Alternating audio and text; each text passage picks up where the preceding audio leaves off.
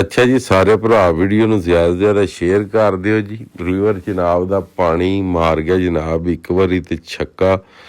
11 ਵਜੇ ਤੋਂ ਲੱਗ ਕੇ ਤੇ 12 ਵਜੇ ਦੀ ਰਿਪੋਰਟ ਦੇ ਵਿੱਚ 40,000 ਕਿਊਸਕ ਪਾਣੀ ਵੱਧ ਗਿਆ ਹੈਡ ਮਰਾਲਾ ਦਾ। ਟਾਈਮ ਲਾ ਲਿਓ ਹੋ ਗਿਆ ਰਾਤ ਦੇ 12 ਵੱਜ ਗਏ ਨੇ। ਡੇਟ 20 ਅਗਸਤ 8ਵਾਂ ਮਹੀਨਾ 2026। ਬਿਸਮਿल्लाह रहमान रहीम। अस्सलामु अलैकुम या अली हक हैदर। उम्मीद करना तुसीं सारे भरा ठीक होवो ते अल्लाह ताला तुहानूं सारिਆਂ ਨੂੰ ठीक रखे जी। जिस तरह कि तुहानूं पता है जी कि मैं तुहानूं दस्सिया सी कि 16 अगस्त तो लग के ते 21 अगस्त तक, फिर तुहानूं दस्सिया सी 18 अगस्त तो लग के 21 अगस्त तक मौसमी सूरत हाल जिहड़ी है वो खराब दस रहे ने महकमा मौसमियात वाले।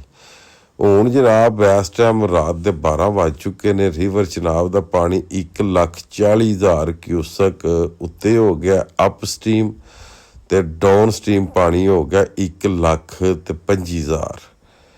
ठीक है, त्यात ये कि जिन्ने भी भरा दरियावां ते रह रहे ने, जिन्ने भी किनारियां ते रह रहे ने, अगर हैड मराला तो लग के ते हैड कादराबाद तक अगर कोई साडी वीडियो सुन रहा है या कोई साडी वीडियो वेख रहा है तो वो कोशिश करो कि किनारियां तो पिछा हो जाओ, क्योंकि 1 ते 2 घंटिया के 40,000 क्यूसक पानी वधिया। जे 2 बजे तक 40,000 क्यूसक पानी वधे तो समझ लो कि यह पानी 1,80,000 टुर गया। तो जे 4 बजे तक वधे तो तकरीबन सुबह तक पानी 2.5-3 लाख तक जा सकता है। बाकी उम्मीद तो नहीं, बाकी रिपोर्टिंग वेखो हुण किहड़ी हुंदी है। रिपोर्टिंग दे विच की पता लगदा कि पानी वधदा है या घटदा है। बाकी अल्लाह पाक दी ज़ात बेहतर करने वाली है। ठीक है जी, अल्लाह ताला दी ज़ात सबब असबाब पे अच्छा ही साढ़े वास्ते फैसला होवेगा अल्लाह ताला दा जिहड़ा भी होया, और सानू हर सूरत हाल च वो कबूल होवेगा।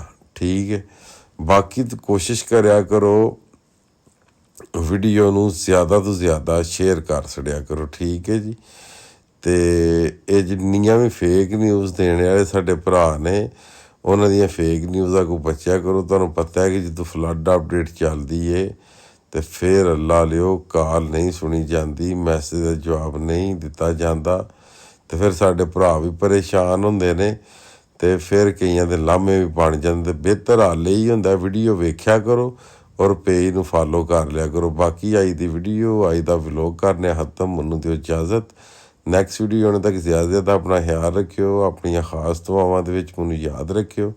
इंशाअल्लाह मिलने नैक्सट वीडियो दे नाल। अल्लाह हाफिज़।